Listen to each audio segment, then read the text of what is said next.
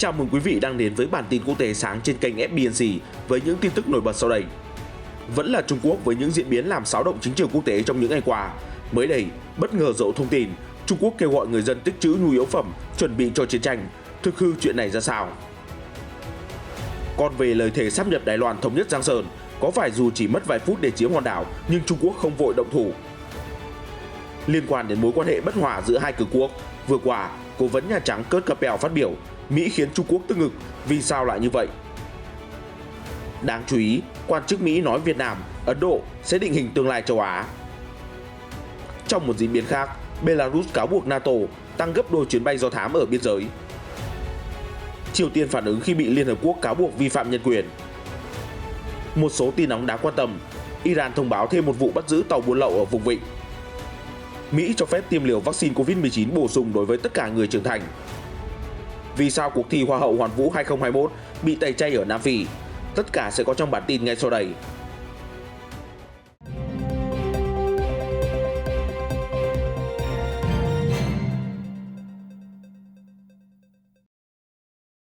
Mở đầu chương trình hôm nay sẽ là thông tin gây chú ý đăng tải trên một tờ báo Anh. Cụ thể, tờ Daily Express ngày 19 tháng 11 dẫn lời một nguồn tin cho hay Trung Quốc gần đây đã gửi thông báo đến người dân, cảnh báo họ tích trữ nhu yếu phẩm và chuẩn bị cho chiến tranh. Theo đó, khi được hỏi về tình hình căng thẳng ở eo biển Đài Loan trên một chương trình podcast, nguồn tin này trả lời rằng ở Trung Quốc, gia đình và bạn bè tôi đã nhận lời khuyên là nên bắt đầu tích trữ. Tôi không biết là chính quyền địa phương và các quan chức có làm hơi quá hay không, nhưng những thông báo được đưa ra lúc này khiến mọi người nghĩ đến việc tích trữ cho chiến tranh. Bình luận trên chương trình Talking Politics, Ko Shin-ryu còn cho biết thêm, phản ứng với điều này, những người quen của tôi ở Trung Quốc nói họ sẽ tích trữ đồ hộp hoặc đại loại thế. Nếu chúng tôi chiếm Đài Loan và người Mỹ phản công, cắt đứt chuỗi cung ứng, chuyện gì sẽ xảy ra với những công dân bình thường như chúng tôi? Về khả năng xung đột có thể nổ ra giữa Mỹ và Trung Quốc, nhà bình luận nói, mọi chuyện vẫn tiếp diễn, tôi cũng không rõ tương lai như thế nào. Tuy nhiên, có vẻ như cục diện chính trường giữa hai cường quốc về Đài Loan hiện vẫn không thay đổi. Theo Daily Express, tình hình eo biển ngày nay không khác gì cuộc đối đầu, trong đó có những màn khẩu chiến và thị uy sức mạnh các bên. Tất cả các dấu hiệu đều hướng tới việc duy trì hiện trạng trên hòn đảo. Trong trường hợp xung đột nổ ra, hậu quả sẽ vô cùng đáng lo ngại. Mặc dù xuất hiện lời kêu gọi và người dân lo sợ chiến tranh Đài Loan sắp xảy ra, nhưng theo các cố vấn chính phủ Trung Quốc, Bắc Kinh không vội thống nhất hòn đảo bằng vũ lực, mặc dù họ đang đẩy mạnh nỗ lực nhằm vào các lực lượng đòi ly khai. Tờ South China Morning Post ngày 20 tháng 11 cho hay, lo ngại về viễn cảnh đụng độ quân sự ở eo biển đang gia tăng trong những tháng gần đây. Thế nhưng, trong hội nghị thượng đỉnh với Tổng thống Mỹ Joe Biden tuần qua, Chủ tịch Tập Cận Bình bất ngờ tuyên bố Trung Quốc kiên nhẫn và chân thành tìm kiếm sự thống nhất trong hòa bình. Mặc dù vậy, ông Tập vẫn không quên nhấn mạnh đại lục sẽ hành động quyết liệt nếu bị khiêu khích. Thông điệp của ông Tập được củng cố bằng một nghị quyết được thông qua gần đây, cho rằng Bắc Kinh nắm thế chủ động trong mối quan hệ xuyên eo biển. Thời điểm cũng như động lực thúc đẩy thống nhất quốc gia hoàn toàn nằm trong tay đại lục, tờ Nhật báo Hồng Kông cho hay. Bắc Kinh luôn coi Đài Loan là một tỉnh ly khai cần được thống nhất bằng mọi cách, kể cả dùng vũ lực. Căng thẳng eo biển leo thang những năm gần đây khi Bắc Kinh tăng cường hoạt động quân sự xung quanh hòn đảo. Động thái này khiến giới quan sát đổ dồn chú ý vào Washington với câu hỏi liệu Mỹ có bảo vệ hòn đảo nếu bị Trung Quốc tấn công hay không. Việc Washington và Đài Bắc xác nhận có binh lính Mỹ hiện diện ở Đài Loan đã khiến Bắc Kinh nổi giận, tăng cường tập trận và các màn răn đe uy hiếp. Yu Xiantan, Chủ tịch Viện Nghiên cứu Đài Loan tại Thượng Hải, một tổ chức cố vấn cho chính phủ cho biết, giải quyết vấn đề không chỉ đơn giản là câu hỏi có tấn công hay không, bởi lẽ Bắc Kinh vẫn có thể chủ động gây sức ép pháp lý, kinh tế và văn hóa với Đài Loan để thúc đẩy mục tiêu thống nhất. Cụ thể, chuyên gia nói, nếu các thế lực đòi độc lập Đài Loan khiêu khích thêm nữa, chúng tôi sẽ có biện pháp đối phó, nhưng điều đó không giống với chiến tranh.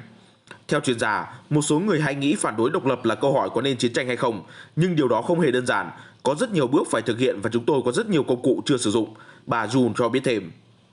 Đáng chú ý hơn, chuyên gia nhấn mạnh, dù Trung Quốc vẫn có lợi thế quân sự, nhưng đây sẽ là biện pháp cuối cùng. Bà nói, sẽ chỉ mất vài phút để chiếm Đài Loan, nhưng chúng tôi không chọn làm vậy vì gây tổn hại tình cảm của công chúng trên khắp eo biển. Tuy nhiên, giới quan sát cảnh báo, Bắc Kinh có thể mất kiên nhẫn và sẽ động thủ nếu Đài Loan vượt qua làn ranh đỏ. Zhang Lianxian, Phó Tổng thư ký Hiệp hội Nghiên cứu Đài Loan cho biết, quân đội đại lục đã chuẩn bị sẵn sàng cho đụng độ quân sự. Nói với tờ South China Morning Post, ông nói, kể từ khi Đảng Dân Tiến DPP lên nắm quyền, rõ ràng Trung Quốc đã tăng cường áp lực quân sự và khả năng sẵn sàng khi DPP đang theo hướng vượt quá giới hạn. Chúng ta phải chuẩn bị cho điều tồi tệ nhất, ông Yang kết luận. Theo quan chức cấp cao Nhà Trắng, việc đối thoại trực tiếp với Chủ tịch Tập Cận Bình để phòng tránh xung đột ở Đài Loan và kiểm soát chạy đua vũ khí hạt nhân là điều rất cần thiết lúc này.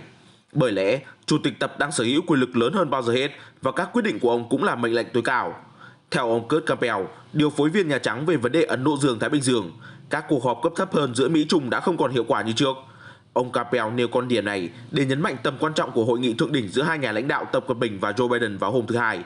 Chỉ vài ngày trước khi thượng đỉnh, ông Tập đã thông qua một nghị quyết mới được đánh giá là động thái viết lại lịch sử, giúp tập trung nhiều quyền lực hơn nữa vào tay mình. Theo ông Campbell nhận định, trong cuộc họp thượng đỉnh, ông Tập đã nói rõ hàng loạt hành động của Mỹ khiến Trung Quốc cảm thấy tức ngực. Những vấn đề nổi cộm nhất bao gồm việc Mỹ củng cố và tái sinh mối quan hệ hợp tác an ninh song phương với các đồng minh, điều mà ông Tập cáo buộc là mang tư duy thời chiến tranh lạnh. Ông Campbell nói thêm, thượng đỉnh vừa qua có vai trò quan trọng để kiểm soát sự cạnh tranh Mỹ-Trung cũng như mở đường cho đối thoại về kiểm soát vũ khí. Trung Quốc hiện không tham gia vào hiệp ước không phổ biến vũ khí hạt nhân với Mỹ và Nga. Điều này rất đáng lo ngại bởi hồi tháng trước, giới tình báo Mỹ loan tin Trung Quốc đã thử nghiệm tên lửa siêu vượt âm có thể bay vòng quanh thế giới, đủ sức chọc thủng lá chắn phòng thủ của Lầu Năm Góc. Bộ Quốc phòng Mỹ vào tháng này cũng báo cáo Trung Quốc sẽ có ít nhất 1.000 đầu đạn hạt nhân vào năm 2030, dù con số này thấp hơn đáng kể so với khoảng 4.500 đầu đạn hạt nhân của Mỹ. Washington đã và đang giảm xuống kho khí tài của mình. Ông Campbell cho rằng điều quan trọng nhất là Mỹ-Trung cần phải tiếp tục đối thoại trong tương lai để tránh rơi vào tình thế đối đầu nguy hiểm trên hàng loạt mặt trận, bao gồm Đài Loan và Biển Đông. Cuộc họp thượng đỉnh vừa qua kéo dài gần 4 tiếng đồng hồ nhưng không có kết quả đột phá. Dù vậy, giới phân tích cho rằng hội nghị vẫn có ý nghĩa nhất định làm xoa dịu căng thẳng chất chồng giữa hai nền kinh tế lớn nhất thế giới. Quan chức cấp cao Mỹ cho biết chính quyền Tổng thống Joe Biden coi Ấn Độ và Việt Nam là những quốc gia quan trọng mà Washington muốn tăng cường hợp tác, theo tờ Nikkei Asia hôm 20 tháng 11 đưa tin. Ông Kurt Campbell, điều phối viên khu vực Ấn Độ Dương-Thái Bình Dương của Hội đồng An ninh Quốc gia vừa qua nhấn mạnh Ấn Độ, Việt Nam và một số nước khác nằm trong top đầu các quốc gia quan trọng sẽ định hình tương lai châu Á. Ông Campbell nói, tôi tin rằng bất kỳ ai đang nắm quyền ở Washington, thuộc đảng Dân Chủ hay đảng Cộng Hòa, sẽ làm những gì cần thiết để giúp xây dựng mối quan hệ này. Riêng về Việt Nam, ông Campbell chỉ ra có nhiều công ty sản xuất và công nghệ cao đang tìm đến đây để đa dạng hóa cổ phần, đầu tư, mô hình thương mại ở châu Á. Đồng thời, ông lưu ý về sự tăng trưởng đáng kể của Việt Nam trong lĩnh vực công nghệ. Họ đang nâng tầm vị thế ngoại giao của quốc gia mình. Ông nói, ghi nhận vai trò tích cực của Việt Nam trong ASEAN. Ông Campbell cũng cho rằng phía lãnh đạo Mỹ và Việt Nam cần gần gũi hơn với các cuộc gặp hướng tới việc chia sẻ mục đích chiến lược thực sự. Trong khi đó, quan chức Mỹ cũng đánh giá Ấn Độ sẽ là nhân tố chính trên vũ đài quốc tế thế kỷ 21. Tôi rất lạc quan về tương lai với Ấn Độ. Tôi nghĩ tất cả chúng tôi đều nhận ra rằng Ấn Độ là thành viên rất quan trọng của bộ tứ. Ông Campbell cho biết, đề cập tới liên minh 4 nước Mỹ, Úc, Nhật và Ấn Độ. Theo nhà ngoại giao Mỹ, cuộc đụng độ biên giới năm 2020 với Trung Quốc đã tác động sâu sắc đến tư duy chiến lược của Ấn Độ. Ông nhận định New Delhi đã xây dựng mô hình chiến lược mới, thiết lập mối quan hệ bền chặt không chỉ với Mỹ và còn với các quốc gia khác để báo hiệu Ấn Độ không đơn độc. Trước đó, hồi tháng 7, bà Kamala Harris đã đến thăm Việt Nam, đánh dấu chuyến thăm đầu tiên của một phó tổng thống Mỹ đương nhiệm. Bà nhấn mạnh chuyến đi báo hiệu sự khởi đầu cho chương tiếp theo trong quan hệ Việt-Mỹ. Theo giới chuyên gia, chuyến đi cũng hoàn thành mục tiêu của chính quyền ông Biden khi tái khẳng định thông điệp xoay trục châu Á, đặc biệt tập trung khu vực Đông Nam Á.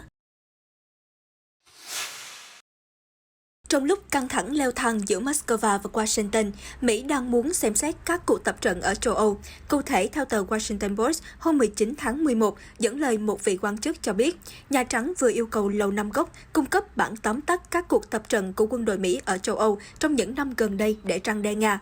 Theo vị quan chức này, yêu cầu được đưa ra nhằm giúp chính quyền Mỹ có cái nhìn tổng quan về các cuộc tập trận cũng như những hoạt động răn đe khác ở châu Âu. Các hoạt động quân sự ngoài tập trận cũng được yêu cầu nhắc đến trong bản báo cáo, quan chức này nói thêm. Báo cáo được đưa ra trong bối cảnh quan hệ Mỹ-Nga trở nên trắc trở sau vụ Nga thử tên lửa diệt vệ tinh, cũng như việc quân đội nước này hiện diện ngày càng dày đặc gần biên giới với Ukraine. Moscow bác bỏ, cho rằng báo cáo này là sai sự thật.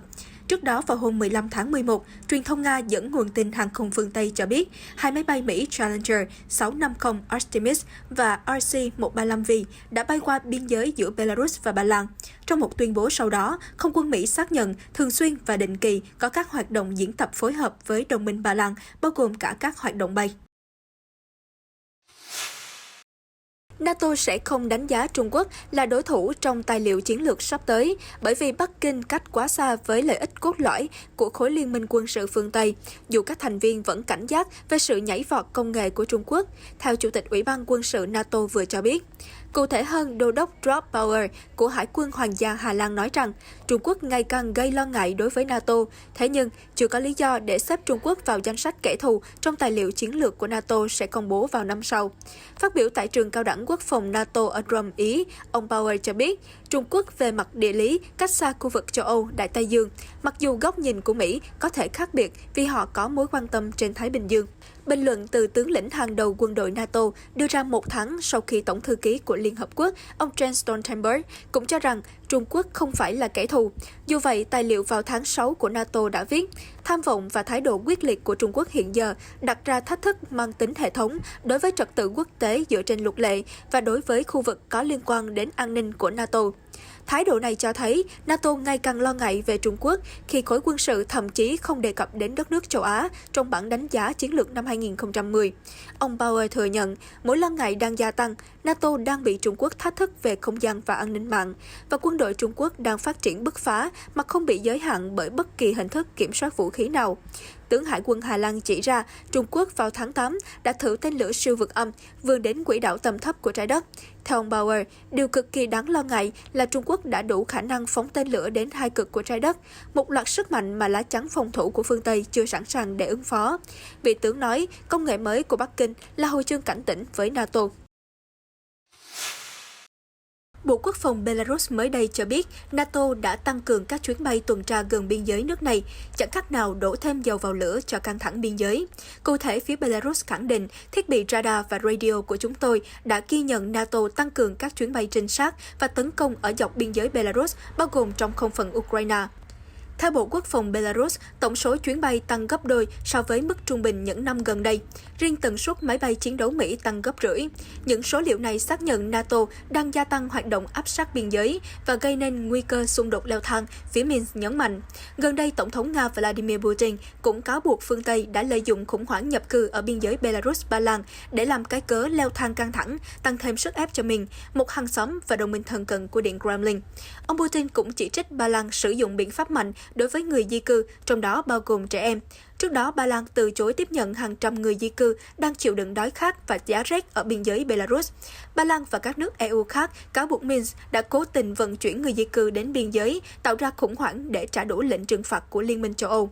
Phía Belarus phản đối cáo buộc này, Nga cũng khẳng định họ không nhúng tay vào khủng hoảng. Bộ Ngoại giao Triều Tiên hôm thứ Bảy 19 tháng 11 chỉ trích Ủy ban Nhân quyền Liên Hợp Quốc đã mang tiêu chuẩn độc đoán của phương Tây và nhắm mục tiêu vào một số quốc gia nhất định, thể hiện thái độ không công bằng. Phát ngôn này được đưa ra sau khi Ủy ban thứ 3 của Đại hội đồng Liên Hợp Quốc vào hôm thứ Tư thông qua nghị quyết cho rằng Triều Tiên vi phạm nhân quyền năm thứ 17 liên tiếp. Nội dung nghị quyết năm nay gần như tương tự các năm trước, bày tỏ lo ngại và lên án tình hình nhân quyền tại Triều Tiên. Nghị quyết kêu gọi Hội đồng Bảo an Liên Hợp Quốc xem xét cấm vận thêm với những người chịu trách nhiệm cao nhất về tình trạng xâm phạm nhân quyền.